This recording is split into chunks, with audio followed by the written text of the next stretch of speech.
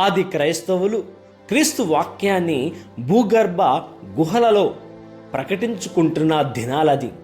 క్రైస్తవత్వము బాహాకాటంగా ప్రకటించుకోలేని రోజులవి. అటువంటి గడియలలో ఏ విధముగా సిలువ ఆది క్రైస్తవులను విడిపించింది, వారికి విమోచనాన్ని దయచేసింది. ఆ దేశాలలో బాహాకాటంగా క్రైస్తవ విశ్వాసము మీరు అధికారపూర్వకంగా ప్రకటించుకోవచ్చు అని సిలువ వారిని విడిపించిందని వాక్యాన్ని ఈనాడు మనమందరము కూడా ధ్యానం చేసుకోబోతూ ఉన్నాం. ప్రియమైన బిడ్డలారా, మన కథోలిక విశ్వాసము మనందరినీ కూడా ఈ పరిశుద్ధ సిలువ విజయోత్సవ మహోత్సవమునకు ఆహ్వానిస్తుంది. ఈనాటి మొదటి పట్టణాన్ని మనం చూసుకున్నట్లయితే సంఖ్యాకాండము 21వ అధ్యాయము 4 నుంచి 9 వరకు. రెండో పట్టణము ఫిలిప్పీయులకు గారికి రాసిన లేఖ 2వ అధ్యాయము 6 నుంచి 11 వరకు. మరియు ఈనాటి సువిశేషము యోహాను శుభవార్త 3వ అధ్యాయము 13 నుంచి 17 వరకు. ప్రియమైన బిడ్డలారా, ఆ ప్రభుని యొక్క సిలువ ఆ పట్టణాలలో, యెరూషలేము పట్టణాలలో గోల్గొతా కొండ మీద సంచరించినప్పుడు వారిలో దేవుని యొక్క ప్రేమను తెలియచేసింది. ప్రియమైన బిడ్డలారా, ఆ యొక్క సిలువ కదిలినప్పుడు కదిలింది కరుణ రథం, సాగింది క్షమాగుణం. కాబట్టి ఈరోజు మనం అందరము కూడా ఈ యొక్క సిలువ మహోత్సవంలో పాల్గొంటూ ఆ యొక్క సిలువ శక్తిని పొందుకుందాం. కదిలింది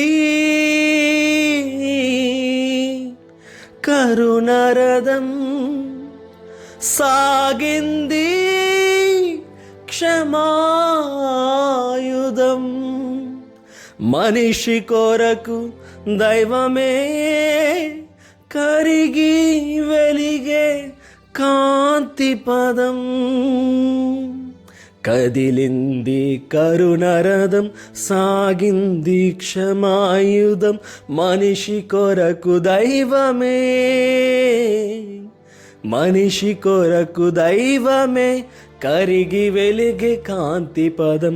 కదిలింది కరుణరథం, సాగింది క్షమాయుగం, మనిషి కొరకు దైవమే కరిగి వెలిగే కాంతి పదం. కదిలింది కరుణరథం.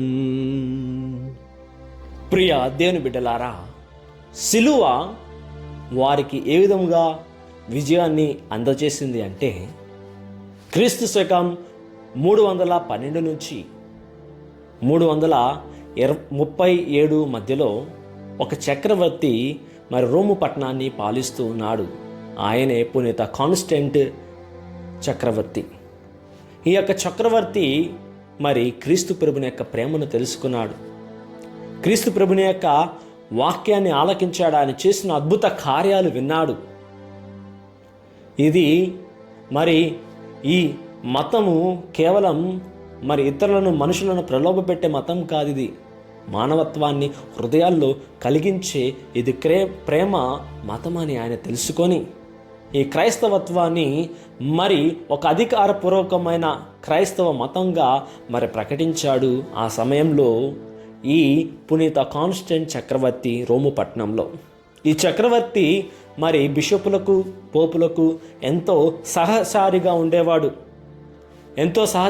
ఉండేవాడు. ఎన్నో పనులు ఈ కాన్స్టెంట్ చక్రవర్తి పనులు చేసి ఉన్నారు. ప్రియమైన బిడ్డలారా, అయితే ఆ సమయంలో క్రీస్తు ప్రభుని యొక్క సిలువ దాచబడి ఉన్నది.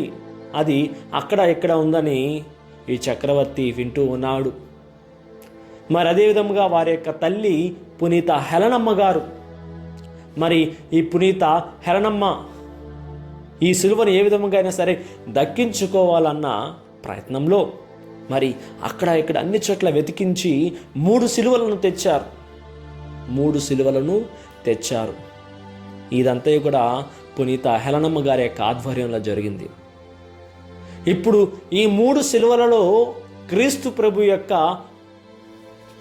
శరీరాన్ని ఏది మోసిందని వారికి అర్థం కావట్లా. అక్కడ మనం చూస్తూ ఉన్నాం కదా, ప్రక్కన 2 దొంగలు ఉన్నారు. వారిని కూడా సిలువేయబడి ఉన్నది. మధ్యలో క్రీస్తు ప్రభు. ఈ 3 సిలువలు దొరికినాయి. మరి ఏది నిజమైన సిలువ? క్రీస్తు ప్రభువు మోసినది, క్రీస్తు ప్రభువుని మోసిన సిలువ, క్రీస్తు ప్రభువు మోసిన సిలువ అని మరి తర్జన భర్జన అనేకమైన సందేహాల మధ్య వారు ఇరుక్కున్నప్పుడు మరి దేవుని యొక్క ప్రేరేపణ హెలెనమ్మ గారిని తాకగా వెంటనే ఆమె ఆదేశించారు, మరించిన మృతదేహాన్ని తీసుకురండి. ఇది మరి క్రీస్తు శకం 320 సెప్టెంబర్ 14వ తారీఖున ఈ ఆదివారం రోజున ఈ సంఘటన జరిగింది. అందుకే తల్లి శ్రీసభ మనందరినీ కూడా ఈ పరిశుద్ధ శిలువ మహోత్సవాన్ని మీరు కొనియాడండి అని పిలుపునిస్తుంది. ప్రియమైన బిడ్డలారా, ఈ యొక్క అద్భుత కార్యం ఈరోజే జరిగింది, సెప్టెంబర్ 14.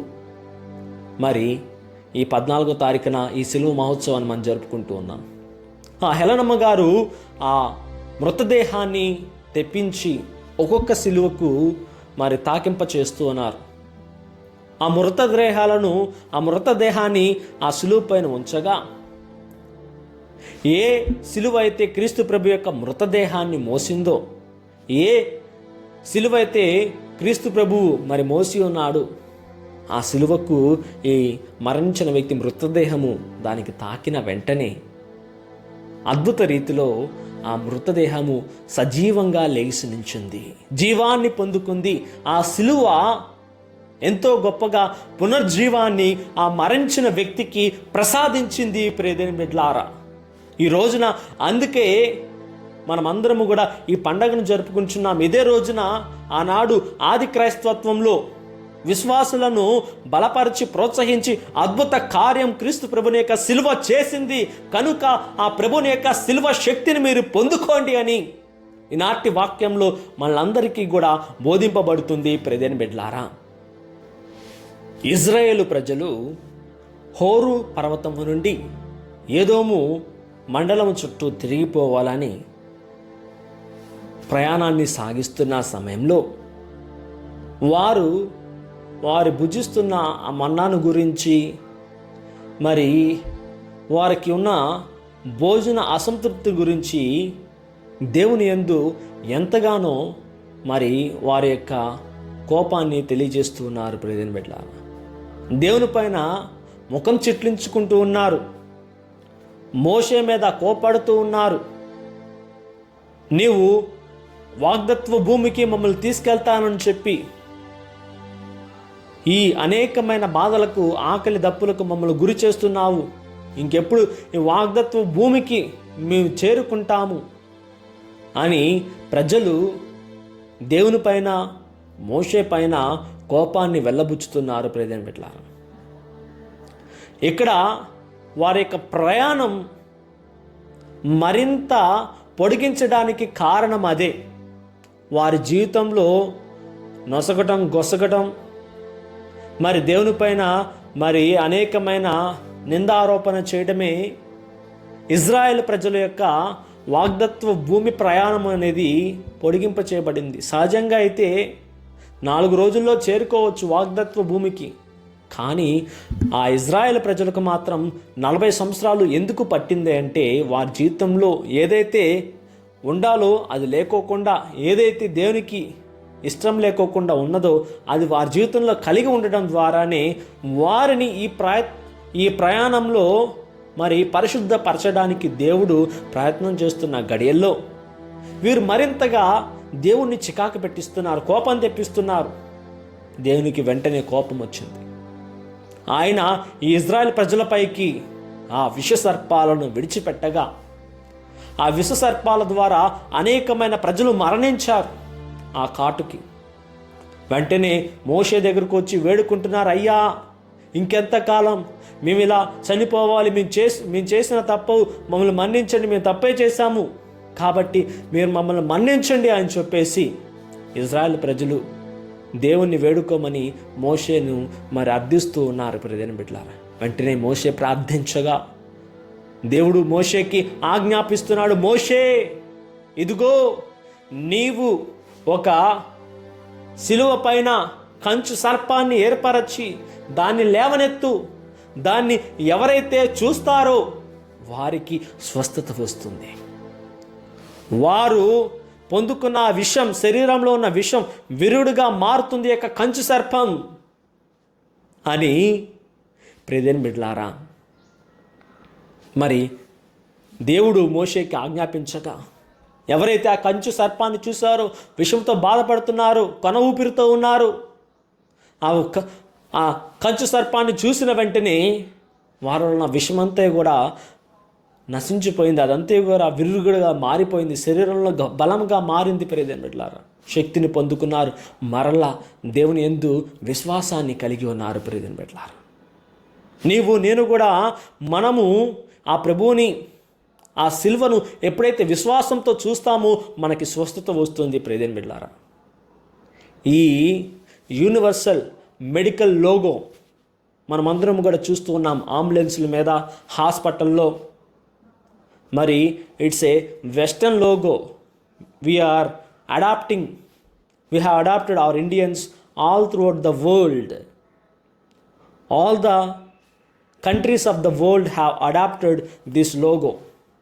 అన్ని దేశాలు కూడా ఈ చిహ్నాన్ని మరి తీసుకున్నాయి. ఈ మోషే లేపిన కర్ర. ప్రియమైన బిడ్డలారా, కంచు సర్పం మనం చూస్తుంటాం, సిలువకి కంచు సర్పాలు ఉంటూ ఉంటాయి. హాస్పిటల్లో, అంబులెన్స్లో మనం చూస్తూ ఉంటాం. ప్రియమైన బిడ్డలారా, మరి నా జీవితంలో దాదాపు ఒక 3 సంవత్సరాల క్రితం ఒక తల్లి ఫోన్ చేసింది, ఫాదర్, నాన్నగారికి హార్ట్ అటాక్ వచ్చింది, అంబులెన్స్లో తీసుకువెళ్తూ ఉన్నాం, ఏమవుతుందో తెలియట్లేదు. మరి ఒకసారిగా నేను ప్రార్థన చేసుకుని కళ్ళు తెరిచి చూడంగానే అంబులెన్స్లో ఈ సిలువ ఆకారంలో దానిపైన సర్పాలు ఉన్నాయి. ఇదేమన్నా మరి చెడుకు చిహ్నమా ఫాదర్? నాన్నగారికి ఏమన్నా అవుతుందా? మరి నాన్నగారు కూడా దాన్ని చూసి మరి భయపడుతూ ఉన్నారు. ఏంటి ఫాదర్ అని అడిగినప్పుడు నేను ఆ తల్లికి చెప్పాను, అమ్మా, మీరు భయపడవద్దు, మీరు చూసింది సరైనదే.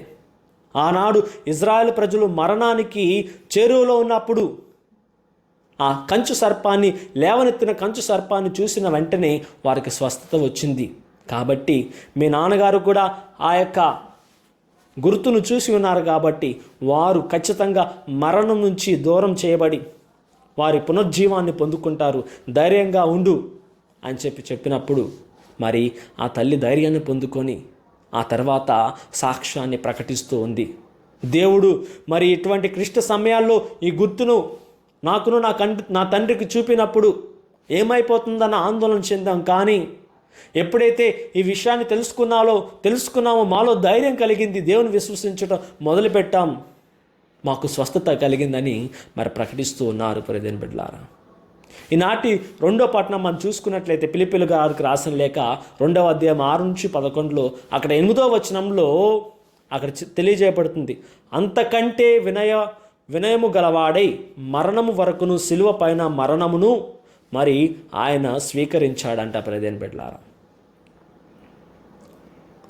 మరి మరణం వరకు సిలువలో విధేయముగా దేవుడు జీవించాడు. క్రీస్తు ప్రభు తన యొక్క మరణాన్ని విధేయముగా సిలువపైనే మరి భద్రపరుచుకున్నాడు. ఏమాత్రము కూడా ఆ యొక్క సిలువ మీద తన యొక్క అవిధేయతను చూపించాలా. నేను ఎందుకు మోయాలి ఈ యొక్క సిలువను, నేను ఎందుకు ఈ సిలువను భారాన్ని భరించాలి, ఈ మానవ యొక్క పాపాన్ని భరించాలి, నీ దైవ కుమారుని కదా, పరలోకానికి ఏగిపోతాను, ఇట్లా చిట్టుకు వేస్తే దేవదూతలు దిగి వస్తారు, ఈ రాణువులను ఈ అధికారులను చెల్లాచెదురు చేస్తారు అని అనుకోనుంటే ఒక్క క్షణంలో అన్నీ జరిగిపోయిండే. ప్రియమైన బిడ్డలారా, కానీ దేవుని చిత్తాన్ని నెరవేర్చాలని, సిలువ మహిమను ప్రజలకు తెలియజేయాలని రక్తపోక్షకం ఆవశ్యకం, తద్రక్తం మరి పరమదేవుడిని అవ్వాలని మరి ఎన్నో వేదాలు కూడా మనకు బోధిస్తూ ఉన్నాయి.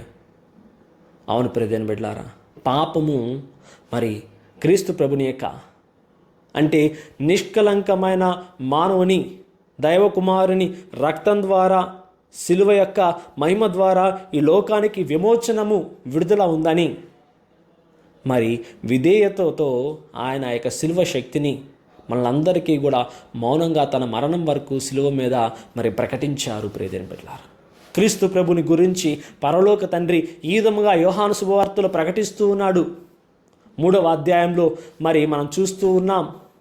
ఆయనను విశ్వసించు ప్రతివాడును నాశనము చెందక నిత్య జీవమును పొందుతారు అని తండ్రి దేవుడు క్రీస్తుని గురించిన సాక్ష్యం ఇస్తూ ఉన్నాడు. ప్రియమైన బిడ్డలారా, ఈరోజు నీవు నేను కూడా మరి ఆ సిలువలో మరణించిన క్రీస్తు ప్రభును విశ్వసిస్తున్నామా?